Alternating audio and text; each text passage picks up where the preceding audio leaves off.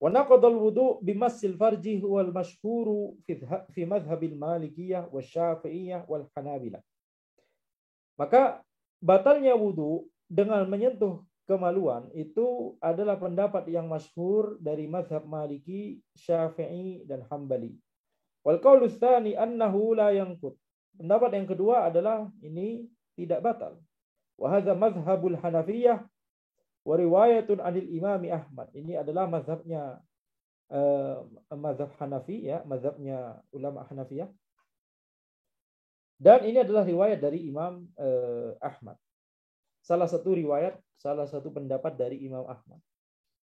Sebagaimana kita tahu, mazhab Hambali itu mazhab yang paling banyak riwayatnya, yakni paling banyak riwayat dari Imam Ahmad.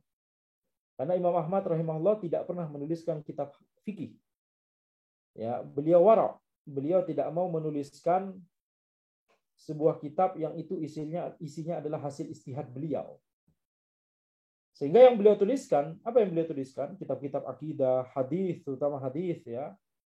Maka ini bukan hasil yakni ijtihad beliau. Hadis yang dituliskan adalah sabda Nabi Muhammad SAW. Nah, beliau punya ijtihad dalam masalah penentuan perawi hadis ini, apakah fiqh, apakah beliau adalah imam di situ. Lebih besar keimaman beliau daripada Imam Bukhari, Imam Muslim. Itu Imam Bukhari, Muslim dan selain lainnya itu murid ya. Terhitung muridnya Imam Ahmad semua.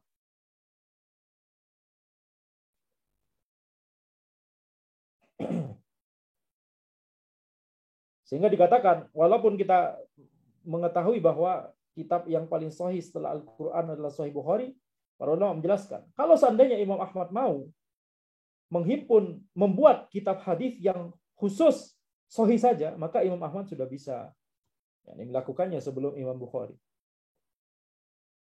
Maka Imam Ahmad tidak mau menuliskan kitab fikih. Secara umum fatwa beliau tidak mau ditulis ya, tetapi para murid-murid beliau menuliskannya begitu ya, karena menginginkan ilmu gurunya itu langgeng gitu ya. Dan itulah yang membedakan antara imam mazhab dengan para ulama yang lain yang walaupun sama-sama mujtahid mutlak, akan tetapi para ulama yang lain selain yang 4 itu tidak diberikan karunia oleh Allah Subhanahu wa taala berupa murid-murid yang bisa dibilang militan. Karena adanya murid-murid yang militan tersebut, maka ilmu guru mereka menjadi langgeng ya. Ini adalah karunia dari Allah Subhanahu wa taala. Maka kita lihat di sini ya, tentunya kita lihat Imam Malik punya murid Imam Syafi'i.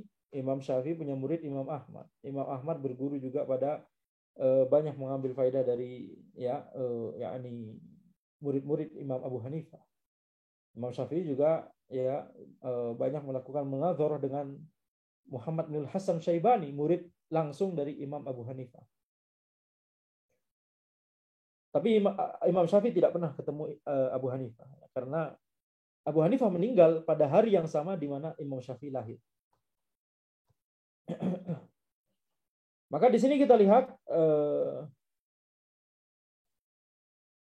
jadi Imam Ahmad itu tidak menuliskan kitab fikih sendiri, berbeda dengan Imam Syafi'i. Beliau menuliskan kitab fikih sendiri, yaitu kitab Al-Um, dan menuliskan kitab usul fikih pertama, yaitu kitab Ar-Risalah. Sehingga karena fikihnya Imam Ahmad itu berasal dari catatan murid-muridnya, yang itu adalah catatan fatwa-fatwa Imam Ahmad, maka bisa jadi Imam Ahmad ketika berfatwa selama rentang waktu sekian tahun gitu ya, bisa jadi fatwanya berbeda-beda, tergantung penanya, tergantung kondisi, tergantung sebab atau illah yang ada di kondisi penanya, tergantung istihad beliau juga, bisa jadi istihad beliau berubah. Sehingga muncul ya di catatan tersebut fatwa-fatwanya berbeda-beda dalam satu masalah. Ini penyebab banyaknya riwayat dari Imam Ahmad. Jadi mazhab Hambali adalah mazhab yang paling banyak alternatif pendapat begitu ya. Pendapat yang baku, yang muktamad, yang ini, tapi ada pendapat kedua, ada pendapat ketiga, ada pendapat keempat. Yang paling banyak seperti ini mazhab Hambali. Bila niza', tanpa perdebatan. Sedangkan mazhab yang paling bagus tahrir mazhab yang paling bagus, yakni paling rapi, paling ketahuan mana yang muktamad. Kemudian kalau ini pendapatnya dalam masalah ini begini, maka nanti konsekuensinya gimana kalau masalahnya begini? Kalau masalahnya begini gimana? Nah, kalau misalkan kemungkinannya begini gimana nanti hukumnya? Nah, yang paling bagus masalah tahrir seperti ini dan tafri' dan takhrij itu mazhab Syafi'i. Mazhab Syafi'i. Ini masing-masing mazhab punya kelebihan kekurangan, ya. Kekurangan mazhab Hambali tadi mungkin karena banyaknya riwayat jadi tidak ketahuan mana pendapat Imam Ahmad yang sebenarnya begitu ya. Bisa dilihat sebagai kelemahan. Tapi di lain sisi, apalagi di zaman ini, bisa dilihat sebagai kelebihan. Kenapa? Karena banyaknya alternatif pendapat. Sampai-sampai para ulama bilang pendapat mazhab lain itu semuanya tercakup di riwayat-riwayat yang ada dari Imam Ahmad ini. Jadi belajar riwayat-riwayat itu udah kayak belajar pendapat-pendapat dari mazhab lain. Jadi sifat mazhabnya secara intrinsik belajar mazhab Hambali itu sudah seperti kayak belajar fikih muqarrar.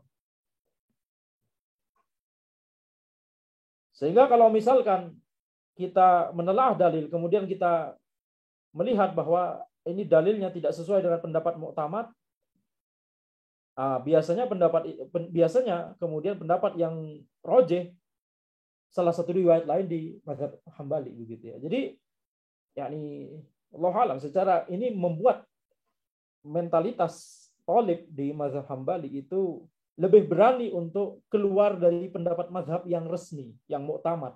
Kenapa? Karena itu riwayat kedua atau riwayat ketiga di mazhab juga gitu. Ada di mazhab juga gitu ya. Kalau mazhab lain itu kayak ada beban psikologis. Oh, ana harus pilih pendapat mazhab lain begitu ya. Padahal ana mazhabnya di sini, tapi ini kayaknya dalil ini lebih kuat ya. Tapi ini pendapat mazhab lain. Nah, ada beban psikologis itu. Ada beban psikologis. Sedikit atau banyak gitu ya. Ada beban psikologis. Ala kulli hal, masing-masing mazhab punya kelebihan dan kekurangan masing-masing.